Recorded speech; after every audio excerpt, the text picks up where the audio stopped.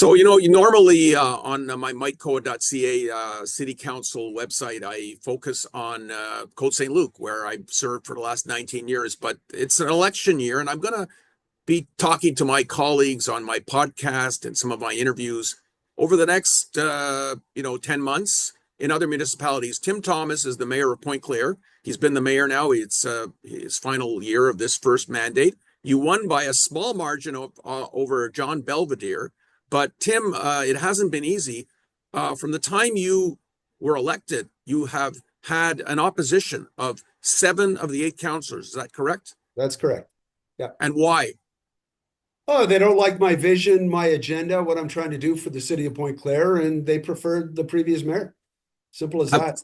Have you tried to make them friends with you in any way? Absolutely. Absolutely. I've tried, but it's been a a discouraging process. The first day in, nobody came to see me. I remember the inauguration, or when I came in, our first public event with staff. Not one councillor came to talk to me. Some of the staff did, but not one. And it's been like that ever since. The very first event, I was dropping a puck on our artificial ice outside, and I was scorned for having done so by the council. My second or third day on social media, they scorned me for doing that, the nerve to do it. And it was from that point on, it's just been, they told me they were going to Bob Benedetti me. I don't know what Bob went through, but that's what I was told by a couple of councillors. That they used that term, Bob Benedetti you. Yeah, wow. They were going to sabotage my administration, and I was told that my first weekend. So clearly it I guess it hasn't worked, because you have decided you will run again next year. Yeah. Well, you can't let the bad guys win, Mike. And I really believe strongly in that. I think it's my last job.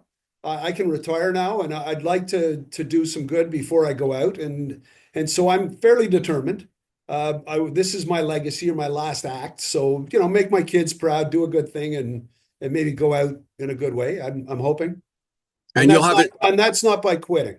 Quitting is not the way to go. So you'll have a team, I presume, running with you? I've put a pretty good team together. We had a meeting last week, actually, and I'm excited. It's a very nice bunch.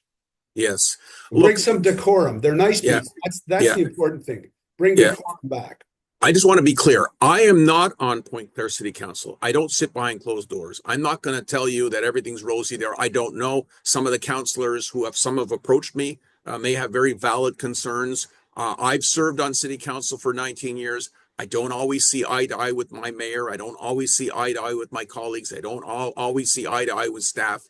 But the 19 years I've served in Côte Saint-Luc, and going back decades in terms of the covering municipal politics for the suburban, I've never quite seen a municipality where 7 out of the 8 councillors do not talk to the mayor. And and from what you told me, the former mayor is still out there showing up to every event. He even flew to the Federation of Canadian Municipalities conference in Calgary last year. Did he go there telling people he was the mayor of Pointe-Claire? He went with an Pointe-Claire button, Pointe-Claire insignia, which we wear. I have one on now, and had Pointe-Claire written on his badge. So it's right. It was interesting. Yeah, he was chastised by a lot of my fellow mayors and people that were there. So that was good. So it's been it's basically, I guess, so far been a 3.5-year election campaign. Pretty much. The moment he lost. And so what are the kind of things that you feel you've done to benefit Pointe-Claire since you've been elected? Oh, quite a few things. I think the most important thing is what I prevented from what was going to happen to Pointe-Claire. We were well on the way to becoming Mississauga, or Griffintown and then Mississauga. We were building faster than any municipality in the West Island fourfold. Nobody can even come close to us, all of the West Island combined. And that's why I got elected. So I have slowed that down. I haven't completely stopped it, because, they've been exempting all these buildings, these projects, and letting people build to the sky anyways. But I've slowed it up. So I have prevented Pointe-Claire as best I could from becoming Mississauga. The Fairview Forest is still intact, which I'm very proud of. We have a $35 million or $25 million public works project that's been renovated. That's fantastic. And we have the best public works in the country, not just in the province, in the country. They win national awards. So Pointe-Claire is known for its public works. So they're intact for the rest of their lifetime. We're self-sufficient in our public works. Lots of good things. The Olive Urquhart Center's been we've opened our recreation facility. We've protected. I've got natural gardens on Drake Avenue and in front of Public Works. We're not taking away grass and creating ecosystems. All the city land. We're looking after our waterfront. I can go on forever, Mike. I'm sorry, I'm taking a lot of your time here. No, that's good. And one of the things I have noticed when I've been with you in public, the Strangers of the Night press conference, I remember going to that last June, and all the politicians from different levels were there, and they were all really working very closely with you. You could see Jim Bass calling you his friend. I mean, you have, people in the public would see you, they'd come up and want to shake your hand. So you seem to be moving in the right direction that way. Thank you, Mike. Well, I had a store in Pointe-Claire for 25 years too that a lot of people knew me from. What was that store?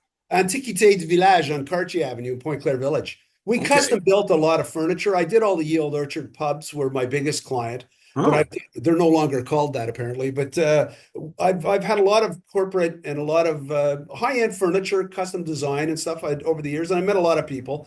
But yeah, I'm having a blast as mayor on the social front. I'm enjoying myself thoroughly, and my fellow mayors are a gift from heaven. I mean, yes, it's quite a culture, it's quite a group, and it's a privilege to be with them.